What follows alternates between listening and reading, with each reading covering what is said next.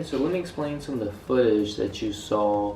A lot of it was videos of like trains and stuff, right? Like the Hayabusa, that's the one that is like turquoise color, and the Komachi is the one. It's like a reddish color. It looks similar to the Hayabusa, but it was a reddish color, and sometimes it will be connected to the Hayabusa.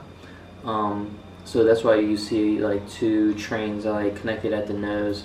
One of them, the turquoise one, is Hayabusa. The other one's Komachi.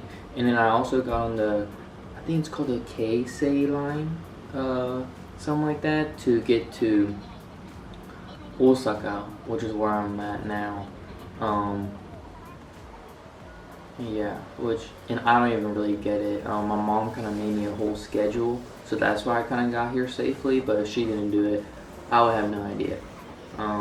And yeah, and then you saw at the very end, there's like two really old kind of trains, and you can hear in the background, they say a lot of the things in English. So at first they will say everything in Japanese, for obvious reasons because we're in Japan.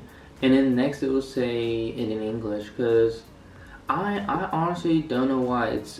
If you look at the statistics, Japan is most of the population is very Japanese.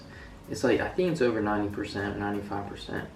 So why do they have it in English too? Like everywhere you go, you will see the name of the village, Shu, which is kind of like state, or I mean prefecture, or the city, and then they'll have it in Japanese, like using kanji and hiragana, and then they'll have it in English right next to it to help you sound it out.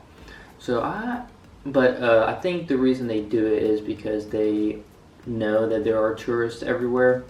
But yeah, it's interesting when I come here. Just because we have this university here, and also Osaka is the second most populated prefecture, I believe, in Japan. First is obviously Tokyo, and where I was at in Iwate,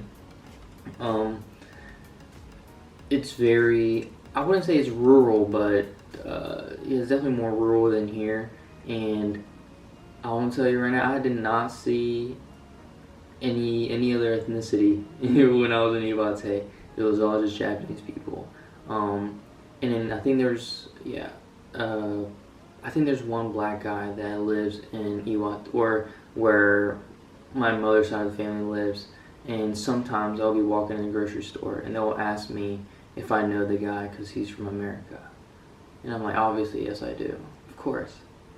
But no, so people look at me and they notice that I am a gaijin, or an outsider, foreigner, and just by looking at my hair and just like how I dress and how I talk. Well, they can't really tell by the way I talk to my Japanese. I'm pretty fluent in Japanese, but when they first see me, they hit me with the hello, right? trying to see,